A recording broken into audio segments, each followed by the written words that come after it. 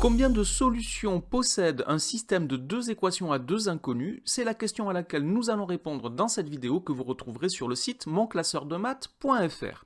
Alors je vous rappelle que résoudre un système de deux équations à deux inconnues, les deux équations ici sont ax plus by égale c, et la deuxième équation est a'x plus b'y égale c', les inconnus étant x et y. Donc résoudre un tel système d'équations revient à déterminer tous les couples de réels x et y qui vérifient simultanément les deux équations de ce système. Alors si on observe bien chacune des équations de ce système, on peut se rendre compte que nous avons ici affaire à des équations cartésiennes de droite. Ax plus by égale c, c'est l'équation cartésienne d'une droite, et nous noterons D1 cette droite, et nous noterons D2 la droite qui admet pour équation cartésienne A'x plus b'y égale c', A, B, C et A'B', C' étant des nombres réels. Alors, résoudre ce système d'équations revient à déterminer les coordonnées x et y du point d'intersection des droites D1 et D2 si ce point d'intersection existe. Et là, il y a trois cas de figure différents qu'il va falloir savoir reconnaître. Le premier cas de figure est si les deux droites sont confondues. Dans ce cas-là, il y a une infinité de solutions puisque les deux droites étant confondues, tous les points de l'une appartiennent aussi à l'autre, et donc tous les points ont leurs coordonnées qui vérifient les deux équations. Le deuxième cas de figure, c'est lorsque les deux droites sont parallèles et non confondues. Dans ce cas-là, il n'y a pas de point d'intersection entre les deux droites et le système n'a pas de solution. Et le deuxième cas, qui est le plus fréquent, c'est lorsque les deux droites sont séquentes, alors le système admet une unique solution. Et avant de se lancer dans la résolution de système, il faut se poser la question, est-ce que nous sommes dans ce troisième cas, c'est-à-dire qu'on va pouvoir utiliser une méthode de résolution classique, ou bien dans un des deux autres cas, et dans ce cas-là, ce n'est pas la peine de se lancer dans la résolution du système. Alors, nous allons commencer par voir le cas où les deux droites sont confondues. Donc, deux droites sont confondues si leurs équations cartésiennes sont équivalentes, c'est-à-dire qu'en fait, on a deux fois la même équation. Alors, nous allons travailler sur un exemple. Les deux équations du système 2x plus 3y égale 3 et 4x plus 6y égale 6 sont des équations équivalentes. Alors, je vais commencer par tracer les deux droites D1 et D2 qui correspondent. Donc, je vais tracer ici, je passe rapidement sur la construction, mais pour tracer une droite, j'ai besoin de prendre deux points de cette droite en utilisant son équation. Donc, la droite D1 et la droite D2 ici est superposée à la droite D1.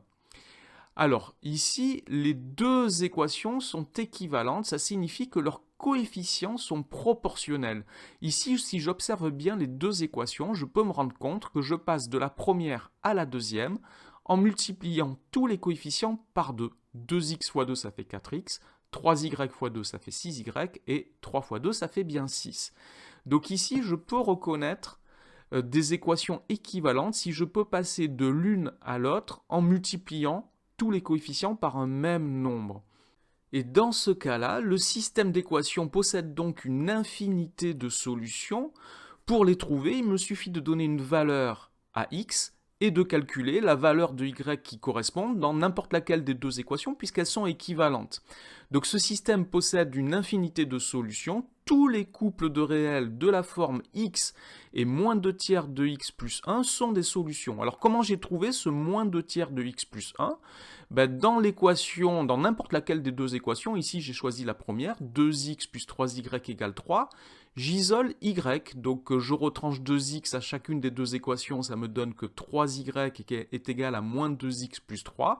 Je divise ensuite les deux membres par 3, ça me donne que y égale moins 2 tiers de x plus 1.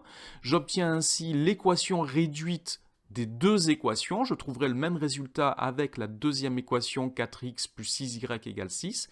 Et j'ai exprimé y en fonction de x. Donc si je donne une valeur à x, j'obtiendrai la valeur correspondante de y. Donc ça c'est pour le premier cas, lorsque les deux droites sont confondues. Maintenant, le deuxième cas, c'est lorsque les deux droites sont parallèles mais non confondues. Dans ce cas-là, le système n'a pas de solution. Et les droites deux droites sont parallèles si elles ont le même coefficient directeur. Alors on va voir ce que ça veut dire et on va travailler là aussi sur un exemple. Donc je vais prendre deux équations, moins 2x plus y égale 4 et moins 4x plus 2y égale moins 2. Ce sont des équations cartésiennes de deux droites parallèles que je vais tracer. Voici la droite D1 d'équation moins 2x plus y égale 4 et voici la droite D2 d'équation moins 4x plus 2y égale moins 2. Alors, si je veux utiliser les coefficients directeurs, il faut savoir que lorsque nous avons une équation cartésienne d'une droite, son coefficient directeur se calcule par moins a sur b, a et b étant les coefficients en x et y dans l'équation cartésienne, et b étant non nul. Si b est nul, nous avons affaire à une droite qui est verticale. Alors ici, donc, je peux calculer le coefficient directeur de ces deux droites. Pour la première droite, donc d'équation moins 2x plus y égale 4, le coefficient directeur c'est moins 2 sur 1, ça fait 2.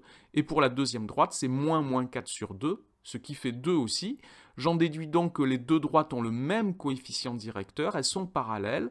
Ce système ne possède donc aucune solution, elles ne sont pas confondues, il faut vérifier, parce qu'elles peuvent être parallèles et confondues, elles ne sont pas confondues, car les trois coefficients ne sont pas proportionnel. Mais attention, on peut utiliser la proportionnalité tout de même ici.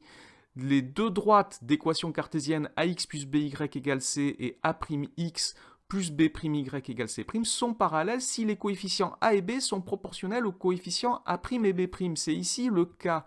Je peux voir que pour passer de moins 2 à moins 4, je multiplie par 2, et pour passer de 1 à 2, je multiplie par 2 également. Mais ce n'est pas le cas pour le C et le C' ici, pour passer de 4 à moins 2, je ne vais pas multiplier par 2. Sinon, on serait dans le premier cas de figure que nous avons vu tout à l'heure, des deux droites confondues.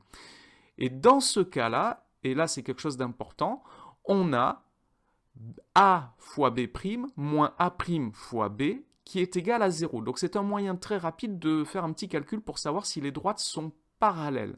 Et qui va nous servir pour le dernier cas, qui est le cas où les deux droites sont séquentes. Donc dans le cas où les droites sont séquentes, il y a un seul point d'intersection, et donc le système admet une unique solution. Et deux droites sont séquentes si elles ne sont pas parallèles.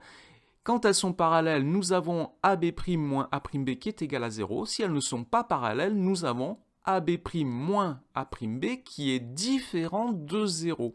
Alors on va encore une fois prendre un exemple. Si je prends les deux équations moins x plus 2y égale 2 et x plus y égale 3, ce sont des équations cartésiennes de deux droites séquentes que je peux tracer. Voici la droite D1 et voici la droite D2. Alors je peux vérifier ici que AB' moins A'b est différent de 0. Ça me donne moins 1 fois 1, moins 1 fois 2, ce qui donne moins 3, ce qui est bien différent de 0. Et dans ce cas-là, ce système possède donc une solution unique, un couple XY de solutions qui est unique. Alors, ici, il ne s'agit pas de savoir le résoudre. J'explique dans d'autres vidéos comment résoudre un tel système d'équations. Mais il est bon, avant de se lancer dans la résolution d'un système d'équations, de vérifier que ce système possède une solution unique.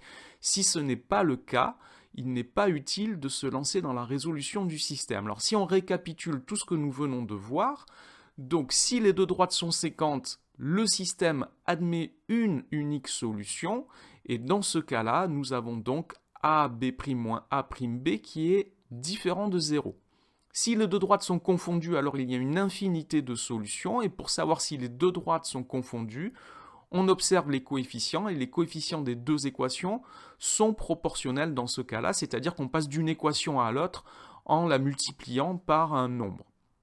Et enfin, si les deux droites sont parallèles mais non confondues, dans ce cas-là, le système n'a pas de solution et on a AB' moins A'b qui est égal à 0. Voilà donc ce qu'il faut savoir sur le nombre de solutions d'un système de deux équations à deux inconnues. Cette vidéo est maintenant terminée. Merci de l'avoir regardée. N'oubliez pas de lui donner un j'aime et de vous abonner à la chaîne. Au revoir.